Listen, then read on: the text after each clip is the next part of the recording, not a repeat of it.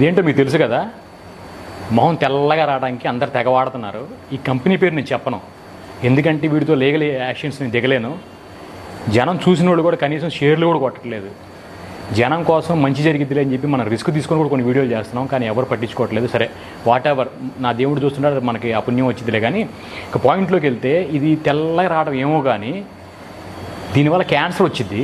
ఎందుకంటే దీంట్లో చాలా రకాల కెమికల్స్ తయారు చేస్తారు, కెమికల్స్తో ఇది తయారు చేస్తారు. ఇది ఒకసారి మొహానికి పూసుకుంటే అది లోపల స్కిన్లో అబ్జర్వ్ చేసుకుని లోపలికి వెళ్ళిపోయి అక్కడెక్కడ బాడీలోకి ఇట్లా లోపల బ్లడ్లో కలిసిపోయి అక్కడికి వెళ్ళిపోయి అక్కడెక్కడ క్యాన్సర్ గడ్లా ఫామ్ అయ్యిద్ది. మీరు ఇది నమ్మపోతే వీడు ఇక్కడ రాస్తాడు ఓన్లీ ఎక్స్టర్నల్ యూజ్ ఓన్లీ అని. ఎందుకంటే నాలుక మీద వేసుకుంటే మనకు టేస్ట్ తెలిసిద్ది, మింగితే అది ఎమ్మటి రియాక్షన్ వచ్చేసిద్ది. కానీ స్కిన్ మీద వేసింది లోపలికి వెళ్ళిపోయి ఎప్పుడో 10 సంవత్సరాల తర్వాత 20 సంవత్సరాల తర్వాత ఉండిపోయి ఎక్కడో బ్యాక్టీరియా ఫామ్ అయ్యి క్యాన్సర్గా మారిద్ది.